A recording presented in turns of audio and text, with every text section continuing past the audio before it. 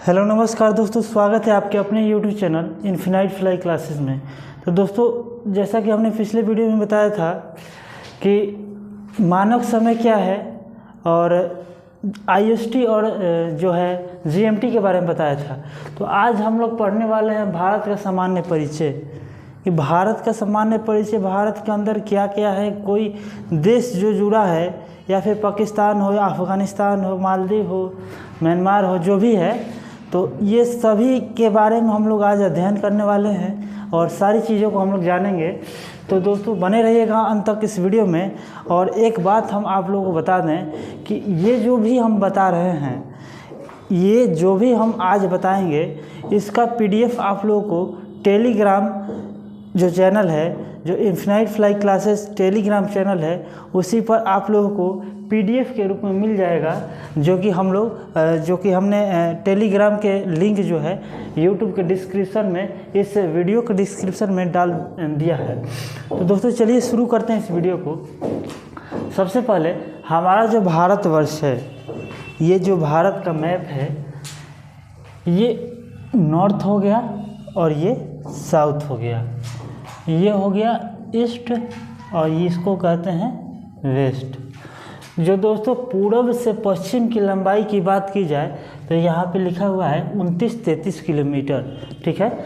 और उत्तर से दक्षिण की लंबाई की बात की जाए तो 3488 किलोमीटर, जो कि आप लोग बोर्ड पर देख सकते हैं। दोस्तों आप लोगों ने सुना होगा कि कर्क रेखा, ये जो आप लोग देख रहे हैं, ये कर्क रेखा है। इस पर मत जाइएगा। ये जो हमने रखा है, ये पूर्व से पश्चिम की लंबाई की जो भी रेखा है, ये हमको डिस्टेंस के लिए हमने रखा हुआ है। और ये देखिए जो कर्क रेखा, ये जो बीचों बीच गुजर रही है, ये कर्क रेखा है। कर्क रेखा कितने राज्यों से गुजरती है? 8 राज्यों से गुजरती है। मित्र पर गमछा झाड़, इसका ट्रिक है याद करने का, मित्र पर गमछा झाड़।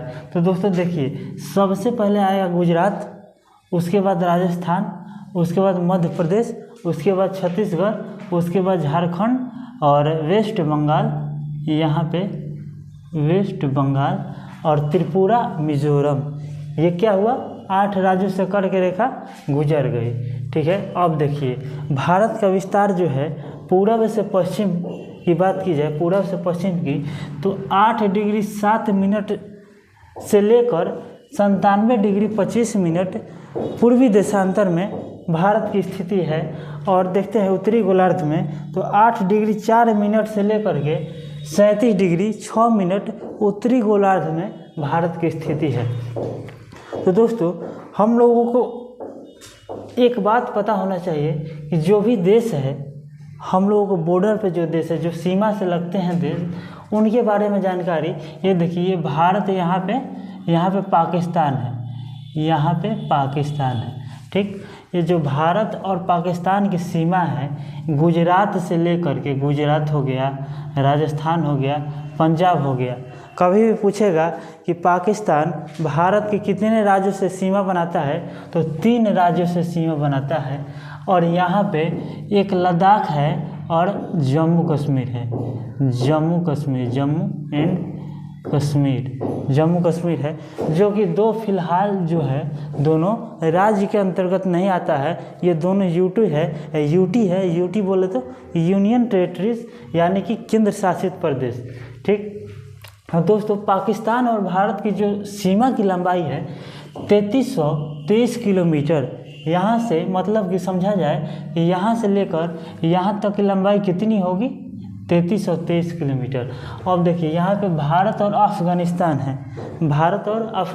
है, जो कि एकमात्र केंद्र शासित प्रदेश लद्दाख से सीमा बनाता है, जिसकी लंबाई 106 किलोमीटर इसकी सीमा की लंबाई है, जो कि भारत से सीमा बनाने वाला एकमात्र छोटा देश जो है अफ़गानिस्तान है, जिसकी लंबाई 106 किलोमीटर है। चलिए दोस्तों इधर आते हैं, भारत और चाइना। यहाँ पे क्या है? यहाँ पे है चाइना। भारत और चाइना की जो सीमा है, उस सीमा की लंबाई कितनी है? 3488 किलोमीटर। भारत और चाइना की सीमा की लंबाई 3488 किलोमीटर। बोले तो इधर से आएगा और यहाँ तक आएगा, यहाँ नेपाल आ जाएगा और नेपाल के बाद में यहाँ पे थोड़ा सा आएगा, यहाँ पे सिक्किम आ जाएगा और सिक्किम के बाद इधर, ये सब क्या है, ये सब चाइना है, ये सब चाइना। मतलब कि इधर का थोड़ा सा और इधर का थोड़ा सा मिला करके 3488 किलोमीटर भारत और चाइना की सीमा की लंबाई है। अब देखते हैं भारत और नेपाल, जो कि हम लोगों के जो बिहार है, बिहार के पड़ोसी देश है, बिहार से सटा हुआ देश कौन सा है, नेपाल है। उसकी लंबाई 1751 किलोमीटर। ठीक, अब देखिए भारत और भूटान की लंबाई, जो कि सिक्किम से सटा हुआ है और अरुणाचल प्रदेश से सटा हुआ है, इसकी लंबाई कितनी है, 699 किलोमीटर। और दोस्तों, और भारत और म्यांमार की लंबाई की बात की जाए, जो भारत के पूर्वी जो है, भारत के पूर्व में स्थित है म्यांमार। कभी पूछेगा कि म्यांमार जो है भारत से किस दिशा में स्थित है, तो भारत के पूर्व में स्थित है। तो दोस्तों एक बात जान लीजिए कि यहाँ पे क्या है, यहाँ पे उत्तर में उत्तरी बिंदु का नाम क्या है, इंदिरा कौल। दक्षिण बिंदु का नाम क्या है, इंदिरा पॉइंट, जो कि अंडमान निकोबार द्वीप समूह में एक द्वीप है जिसका नाम है ग्रेट निकोबार, वहीं पे ये स्थित है इंदिरा पॉइंट। और इंदिरा कौल कहाँ पे है, लद्दाख में स्थित है। अब देखिए ये जो गौरमोता कहते हैं, पश्चिमी बिंदु को गौरमोता या गुहार मोती या फिर सरक्रिक कहते हैं, ये गुजरात में स्थित है। और ईस्ट पॉइंट यानी कि पूर्वी बिंदु का नाम है किबुथु, या फिर आप इसको वलांगो भी कह सकते हैं, पहले इसको वलांगो ही कहा जाता था। चलिए दोस्तों, अब बात कर लेते हैं हम कि ये जो अरब सागर आपको दिखाई दे रहा है, तो भारत के पश्चिम साइड में अरब सागर है इधर, मतलब कि ये गुजरात है। गुजरात के पास में अगर समुंदर मिलता होगा तो वो क्या है, अरब सागर है। नीचे में हिंद महासागर है और यहाँ पे बंगाल की खाड़ी है। मतलब कि जितने भी नदी आती है इधर से, तो ये बंगाल की खाड़ी में ही गिरती है। एक बात बता दें दोस्तों आपको, भारत जो है 9 देशों के साथ सीमा बनाता है, ठीक है। 7 देश जो है स्थलीय हैं और 2 देश जो है जलीय हैं, ठीक। यहाँ पे एक श्रीलंका है, ठीक। तो स्थलीय सीमा की बात की जाए, जो 7 होते हैं, यहाँ पे एक हो गया पाकिस्तान, हो गया अफ़गानिस्तान, हो गया चाइना, हो गया भूटान, हो गया नेपाल, हो गया और चाइना हो ही गया, नेपाल हो गया, भूटान हो गया, म्यांमार हो गया और यहाँ पे एक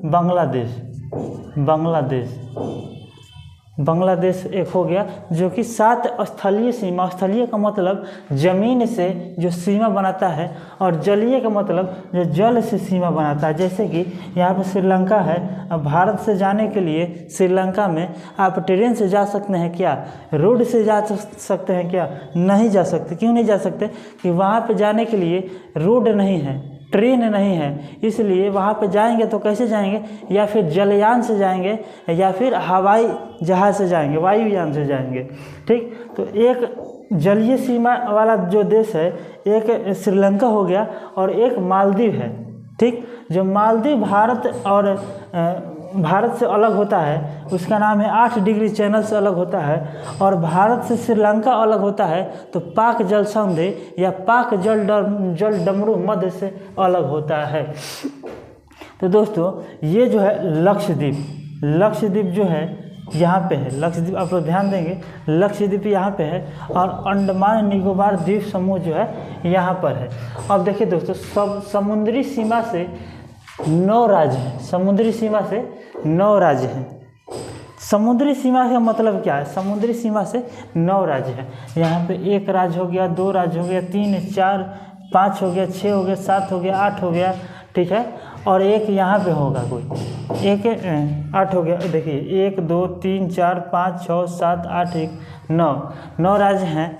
और सबसे लंबी समुद्री सीमा जो है गुजरात के साथ, सबसे लंबी समुद्री सीमा गुजरात के साथ, मतलब कि यहाँ पे पानी है, यहाँ पे गुजरात है, तो गुजरात की सबसे लंबी समुद्री सीमा ये जो सीमा है गुजरात की सबसे लंबी समुद्री सीमा है। और सबसे लंबी गुजरात हो गया, सबसे कम जो है समुद्री सीमा गोवा के साथ होता है। और देखते हैं सबसे कम गोवा हो गया। पड़ोसी देश की संख्या 9 है, जैसा कि हम बताएं कि 7 जो होते हैं स्थलीय हैं और 2 जलीय हैं। अब देखिए दोस्तों, कर्क रेखा 8 राज्यों से गुजरती है, जो कि हम बता चुके हैं। और मानक समय रेखा यहाँ से गुजरती है, मानक समय रेखा इसे, जो कि 5 राज्यों से गुजरती है। उत्तर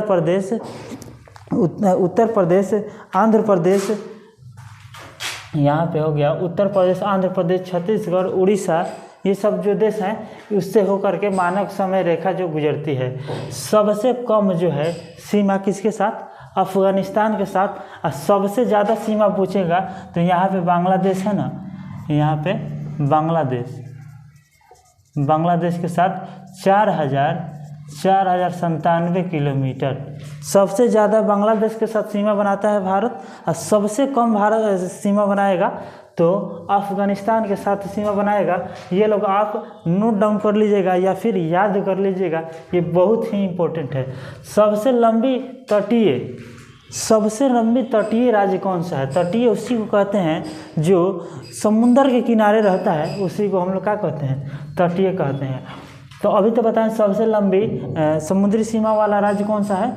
गुजरात है, तो वही होगा सबसे लंबी तटीय वाला, गुजरात हो जाएगा। और इसकी बात जो बात की जाए तो यहाँ पे आंध्र प्रदेश होता है। बोलेगा कि सबसे लंबी दूसरी तटीय सीमा वाला राज्य कौन सा जाएगा, और सबसे लंबी पूछेगा तो गुजरात हो जाएगा।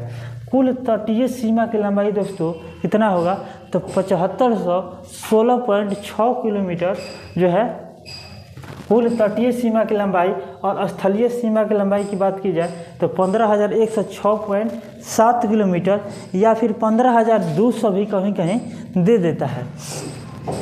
तो दोस्तों उम्मीद करते हैं कि जितना कुछ हम बताए आप लोग बतौर अच्छी तरीके से आप लोग समझ चुके होंगे। अगर कोई कहीं भी परेशानी हो, कहीं भी कुछ भी दिक्कत हो, तो आप लोग कमेंट के माध्यम से पूछ सकते हैं। और ये जितना भी कुछ हमने बताया है, ये सारी चीज़ों को हमने टेलीग्राम का जो चैनल है इन्फिनाइट फ्लाई क्लासेज, टेलीग्राम पे जाइएगा और इन्फिनाइट फ्लाई क्लासेज को टाइप कीजिएगा तो आपको दिख जाएगा एक चैनल, उसी पे ये सारा चीज़ हमने PDF के रूप में डाल रखा है। और जो टेलीग्राम का लिंक जो है हमने इस वीडियो के डिस्क्रिप्शन में भी डाल रखा है।